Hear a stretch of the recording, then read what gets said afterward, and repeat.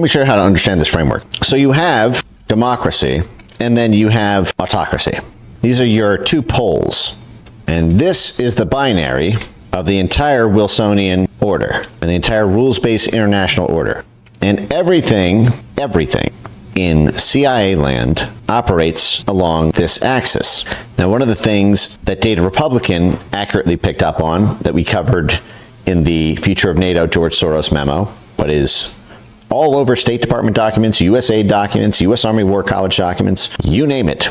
The way we traditionally have called the litmus test for whether something is one or the other is open society, and autocracy, closed society. Now, this is very deliberate. The reason this is the consensus back of the napkin litmus for whether we call something a democracy or an autocracy is because open means open to our control. How open is it for us to control it? Do they box out our media? Do they box out our union groups? Do they box out our judges? Do they box out the prosecutors we want to be in power? Do they box out the president we want to be in power? The prime minister that we want to be in power? Have they opened up their oil to us? Have they opened up their aluminum, their copper, their cobalt, their lithium, their diamonds, their gold, their wheat, their bananas? If they've opened it to us, we call them a democracy. You don't need to vote. It ain't about that. You can think of it like, this is going to sound awful. Feels a little uncouth. This is a joke. I don't mean it. It's just my tongue is in my cheek. If you imagine a butthole, okay? We call something a democracy or an autocracy is just about whether or not they leave their butthole open for us to ram things through it, or if they close up their butthole so we can't put anything in. That is literally the only difference. It's not about voting, okay?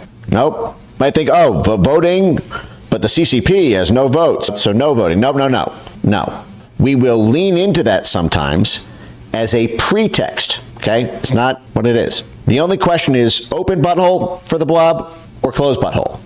If they close their butthole, we send in the following agencies to open it up.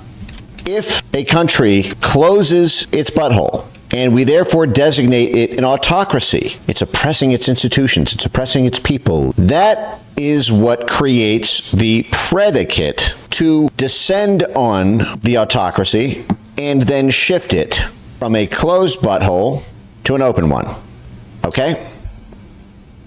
These guys are not allowed. They are not allowed to go here. This is not allowed. So what happens if you have a country like Hungary with Viktor Orban, or a country like Poland with the PIS party, or a country like Brazil with Bolsonaro, or a country like Italy with Matteo Salvini, India with Modi, or a country like the United States with Trump? They can't argue the election was illegitimate. They can't argue there's no democratic mandate. They have to create a middle ground called an illiberal democracy. It's a smaller node. It's somewhere halfway between democracy and autocracy. So the idea behind the CIA action is that you are taking a red thing and you are blue shifting it. You're transitioning it to democracy. That's why they call it democratic transitions. That's why USAID has the Office of Transition Initiatives. You're prying its butthole open. Okay? Now what they say is democracies can go backwards. This is this new concept of democratic backsliding. And what they say is you can have a democracy, but sometimes the darn thing, because of the way people vote in the democracy, it starts backsliding. This process for this term, this is what they call democratic backsliding.